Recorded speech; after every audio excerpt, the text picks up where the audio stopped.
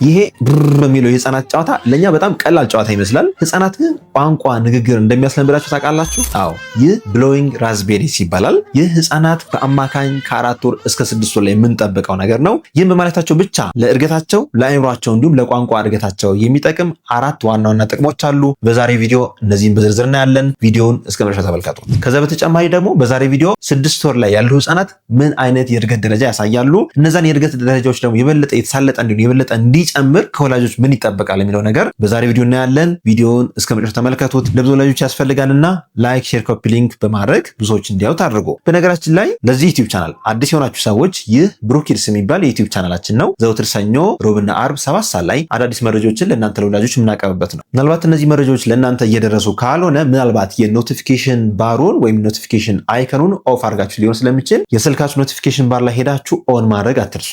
የዛኔ ሰኞ፣ ሮብና አርብ አዳዲስ መረጃዎች ስንለቅ ወደ እናንተ ኖቲፊኬሽን ደርሳችኋል። ሙሉ ቪዲዮ ማየት ትችላላችሁ ማለት ነው።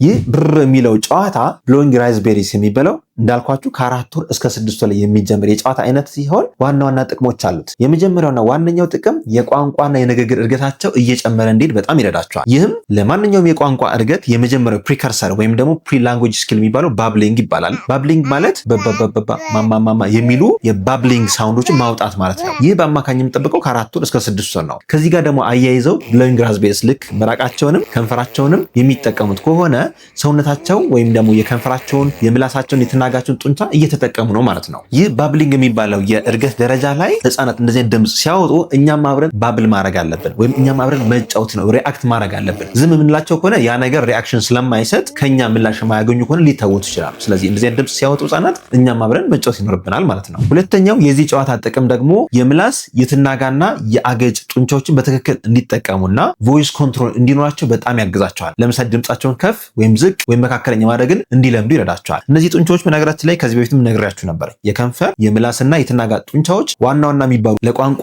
ለንግግር ወይም ደግሞ ለኮሚኒኬሽን ወሳኝ የሚባሉ ጡንቻዎች ናቸው። እነዚህ ጡንቻዎች አዳበርናቸው ማለት ለቋንቋ ለንግግር ልጃችንን አሳደግነው ወይም አበቃ ነው ማለት ነው። እነዚህ ጡንቻዎች ግን በጡጦ ረጅም ሰዓት የምናደክማቸው ከሆነ ወይም ደግሞ የተፈጨ ነገር ረጅም ሰዓት በመስጠት እነዚህ ጡንቻዎች እንዳይጠቀሙ ካደረግን የቋንቋ የንግግር እድገቱን እየገታ ነው ማለት ነው። በዚህ ዙሪያ በነገራችን ላይ የምግብ ቴክስቸር እና የንግግር የቋንቋ ብቃት በሚል አንድ ቪዲዮ ሰርችላችሁ ነበረ። ይህን ቪዲዮ እንድታዩ ተጋብዛችኋለሁ። ሶስተኛው የዚህ ጨዋታ ጥቅም ደግሞ ሶሻል ኢንተራክሽን የሚለምዱበት ነው። ከእናታቸው ጋር ከአባታቸው ጋር ኢንተራክት ማድረግ ወይም ደግሞ ግንኙነትን መፍጠር የሚለምዱበት፣ አቴንሽን ለመውሰድ ወይም ደግሞ አትራክት ለማድረግ የሚጠቀሙበት ነው። ስለዚህ ይህ የሶሻል ስኪላቸውን የሚያዳብሩበት ነው። ስለዚህ እኛስ ምን ማድረግ አለብን? ይህን ድምፅ ሲያወጡ እኛም አብረን ተመሳሳይ ድምፅ ማውጣት። ለምን? የቮካል ሪሲፕሮካል የሚባለው ወይም ደግሞ እኛን ኮፒ እንዲያደርጉልን ከፈለግን የእነሱን ቀድመን እኛ ራሳችን ኮፒ እያደረግን ማጫወት ይኖርብናል። ህፃናት ሁልጊዜ ምን ይፈልጋሉ? ኮፒ የሚያደርግላቸውና የእነሱን ድምፅ ኮፒ አድርጎ የሚልላቸው ሰው ይፈልጋሉ። ይህ የእነሱ የሁለት አቅጣጫ ያለው ግንኙነት ነው። ይህ ግንኙነት ደግሞ ለአእምሯቸው እድገት በጣም ወሳኝ የሆነ መሰረት የሚባል ግብአት ነው። ከዚህ በተጨማሪ ደግሞ ህፃናት 6 ወር ላይ ምን አይነት ማይልስቶኖች ያሳያሉ፣ እንዴት እንረዳቸው የሚለውን ነገር ደግሞ መጨረሻ እነግራችኋለሁ። ቪዲዮውን እስከ መጨረሻ ተመልከቱት። አራተኛው የዚህ ጨዋታ ጥቅም ደግሞ የድምፅ ምጣኔን እንዲያውቁ፣ ለምሳሌ ድምፃቸውን ከፍ ማድረግ ወይም ዝቅ ማድረግ ወይም መካከለኛ ማድረግ፣ መጠንን መመጠን ይለማመዳሉ። ይህ ብሎዊንግ ራዝቤሪስ የሚባለው የነዚህ የአራት ጥቅሞች ማዕቀፍ ነው ማለት ነው። ስለዚህ እነዚህን በአማካኝ ህፃናት ከ4 ወር እስከ 6 ወር ሲሉ አብረን ማጫወት ይኖርብናል ማለት ነው። በነገራችን ላይ አንዳንድ ህፃናት ይህ ነገር ላያረጉት ይችላሉ። ብሎዊንግ ራዝቤሪስ አንዳንድ ህፃናት ላያውቁትም ይችላሉ። ፍጹም ተፈጥሯዊ ኖርማል ነው። ቢያንስ ግን ከ4 ወር እስከ 6 ወር ባባባባ ማማማማ ዳዳዳ የሚሉ ባብሊንግ ነገሮችን ወይም ድምጾችን እንዲያሰሙ እኛም መርዳት ይኖርብናል ማለት ነው። ክፍት የስራ ቦታ ለቴራፒስቶች ብሩክ ኪድስ ልዩ የህፃናትና ታዳጊዎች ክሊኒክ ስፒች ቴራፒስቶችን፣ ኤቢኤ ቴራፒስቶችና ኦኩፔሽናል ቴራፒስቶችን አወዳድሮ ለስራ መቅጠር ይፈልጋል። የስራ ሁኔታ በኮንትራት ደሞዝ በስምምነት፣ የስራ ልምድ በሳይኮሎጂ ወይም በስፔሻል ኒድ የተመረቀ ወይም የተመረቀች ሆና 2 ዓመትና ከዛ በላይ የስራ ልምድ ያላት በተለይ በቴራፒ የስራ ሙያ 2 ዓመትና ከዛ በላይ የስራ ልምድ ያላት አመልካቾች ሙሉ ዶክመንታቸውና ሲቪያቸውን ለመላክ ቴሌግራም ላይ መጠቀም ይችላሉ። የቴሌግራም አድራሻችን @ብሩኪድስ ክሊኒክ ይላል። አመልካቾች ሙሉ መረጃቸውን እዛ ላይ አታች ማድረግ ይችላሉ። ስለዚህ ከዚህ በተጨማሪ 6 ወር ላይ ህፃናት ምን አይነት ማይልስቶኖች ወይም ምን አይነት እድገቶች ያሳዩናል የሚለውን ልንገራችሁ። የመጀመሪያው እድገት ግሮስ ሞተር ይባላል። ግሮስ ሞተር ማለት አካላዊ ጥንካሬና ቅልጥፍና ማለት ነው። ግሮስ ሞተር ላይ የምንጠብቀው አንደኛ ታይም ታይም በደንብ ጠንካራ ሆነው መስራት አለባቸው። ታይም ታይም ማለት በሆዳቸው አስተኝታችሁ ለማጫወት ስትሞክሩ እጃቸውን ገፋ አድርገው ከደረታቸው ቀና አድርገው በደንብ ወደ ላይ ቀና ብለው ማየት አለባቸው። ይህ ማቹርድ የሆነ ታይም ታይም እንዳላቸው እርግጠኛ መሆን አለብን። በዚህ እድሜ ግን ይህን የማይሰሩ ከሆነ ምናልባት አካላቸው ደክሟል የሚለው ጥርጣሬ ያስነሳል። ሁለተኛ ግሮስ ሞተር ላይ የምንጠብቀው ነገር ደግሞ ጡንቻቸው ጠንካራ ስለሚሆን ከፊት ወደ ኋላና ከኋላ ወደፊት መገለባበጥ መቻል አለባቸው። ስለዚህ በሁለቱም ዳይሬክሽን ሮል ማድረግ ይችላሉ። በጀርባቸው ስታስተኝ ወደ ሆድ፣ ከሆዳቸው ወደ ጀርባ መቀየር ወይም መገላበጥ መቻል አለባቸው። ሶስተኛ ግሮስ ሞተር ላይ የምንጠብቀው በራሳቸው መቀመጥ ወይም በትንሽ ድጋፍ መቀመጥ 6 ወር ላይ እንጠብቃለን። እነዚህ ነገሮች በጣም ዘግይተው አሁን ያልኳችሁ እነዚህ 3 ዋና ዋና ነገሮች እስከ 9 ወር አቺቭ ካላረገ አንድ ልጅ ሕክምና ምርመራ ይፈልጋል። ጋፑ እንደየህፃናቱ ይለያያል። ሁሉም ህፃናት በተመሳሳይ እድሜ ተመሳሳይ ማይልስቶን ላያሳዩ ይችላሉ። ሆኖም ግን በጣም የረዘመ ከሆነ ለምሳሌ እስከ 9 ወር እስከ 10 ወር አሁን የዘረዘርኩት ማይልስቶኖች አቺቭ ካላረጉ ሕክምና ይፈልጋል፣ ምርመራ ይፈልጋል ማለት ነው። በነገራችን ላይ እንደዚህ አይነት መዘግየቱ ካስተዋላችሁ በተለይ የቋንቋ የንግግር የሞተር ስኪሎች መዘግየት ካስተዋላችሁ በአካል መታችሁ ምርመራ ሕክምና ማድረግ ትችላላችሁ። ብሩኪድስ ልዩ የህፃናትና ታዳጊዎች ክሊኒክ ሙሉ ላቦራቶሪ አልትራሳውንድም አለው። ሕክምና ምርመራ ማግኘት ትችላላችሁ። ሁለተኛው 6 ወር ላይ የምንጠብቀው የሞተር ስኪል ደግሞ ፋይን ሞተር ይባላል። ፋይን ሞተር ማለት ጣታቸውን እጃቸውን ፋይንሊ ወይም ስኪልድ በሆኑ እንቅስቃሴ መምራት ማለት ነው። ለምሳሌ መጫወቾችን መያዝ የሚጀምሩት በብዛት ወደ 6 ወር አካባቢ ነው። መያዝ ስንል ግራስፕ ሊሆን ይችላል። ሙሉ ለሙሉ ግራስፕ ሙሉ ለሙሉ መያዝ ሊሆን ይችላል። ከዛ እነሱ ማንቀሳቀስ ሊሆን ይችላል። ከዛ ከአንደኛው እጅ ወደ ሌላኛው እጅ ፋይንሊ ማስተላለፍ፣ ይህ ፋይን ሞተር ይባላል። በአማካኝ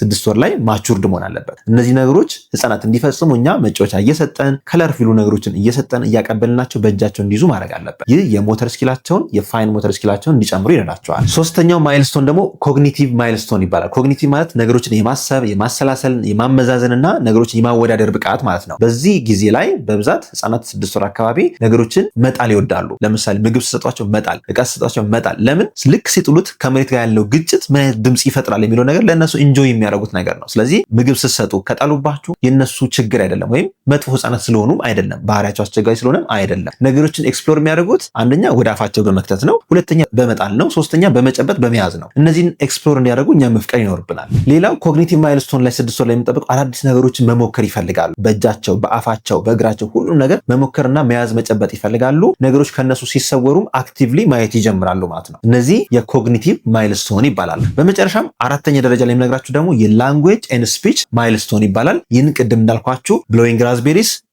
ይሄ ጨዋታ የምንጠብቀው ነው። ሁለተኛ ባብሊንግ ባባባ ዳዳዳዳ ላላላ የሚሉ ባብሊንጎችን እንጠብቃለን። ሶሻል ኢንተራክሽናቸውም ደግሞ ጥሩ ሆኖ ከኛ ጋር ኢንጌጅ ማድረግ አለባቸው። አይን ላይን እየተያዩ ኢንጌጅ ማድረግ አለባቸው። እነዚህ ነገሮች ካልታዩ ቶሎ ምርመራ ማድረግ ተገቢ ነው የሚሆነው። በነገራችን ላይ በዚህ ጊዜ ወላጆች ብዙ ጊዜ ደስተኛ የሚሆኑበት በጣም ደስተኛ የሚሆኑበት ጊዜ ነው። ለምን? ልጆቻቸው በደንብ መሳቅ የሚጀምሩበት ይሄ የሳቅ ድምጻቸው በደንብ የሚሰማ ላፍ አውት ላውድ ወይም ደግሞ ከ4 ወር እስከ 6 ወር ላይ በደንብ ጮክ ብሎ መሳቅ የሚጀምሩበት ድምጻቸው በደንብ የምንሰማበት ኢንጆይ የምናደርግበት ጊዜ ነው እና በዚህ ጊዜ ከልጆቻችሁ ጋር ጥሩ ጊዜ ማሳለፍ አለባችሁ። በዚህ ወቅት የምትሰሩት ስራ ለምሳሌ መዝሙር መዘመር ሊሆን ይችላል፣ ወይም ደግሞ አብሮ ማንበብ ሊሆን ይችላል፣ ስዕል ማሳየት ሊሆን ይችላል፣ አብሮ ድምጾችን ማለት ሊሆን ይችላል። እነዚህ መሰረታዊ የሚባሉ አእምሯቸውን የሚያሳድጉ ቴክኒኮች ናቸው። ስለዚህ እነዚህ ሁልጊዜ በየቀኑ ያለመሰልቸት አድርጎላቸው ቢያንስ በቀን ውስጥ ከ1 ሰዓት እስከ 2 ሰዓት ቋሚ የሆነ የጨዋታ ሰዓት መደባችሁ ከልጆቻችሁ ጋር ጊዜ ማሳለፍ አለባችሁ። ዛሬ ኢንቨስት የምታደርጉት ጊዜ በኋላ እጥፍ ድርብ አድርጎ 3 ዓመት ላይ 4 ዓመት ላይ ይከፍላችኋል እና በዚህ ጊዜ በደንብ ኢንጌጅ አድርጉ፣ በደንብ አጫውቷቸው። ይህ የዘወትር መልእክታችን ነው። መረጃውን ከወደዳችሁት ላይክ አድርጉ። ሀሳብ አስተያየት ካላችሁ ወይም ያልገባችሁ ነገር ካለ ደግሞ ከታች ኮሜንት ላይ አስፍሩልን። ዶክተር ፋሲል ነኝ፣ የህፃናት ስፔሻሊስት ሐኪም ከብሩኪድስ ልዩ የህፃናትና ታዳጊዎች ክሊኒክ። መልካም ጊዜ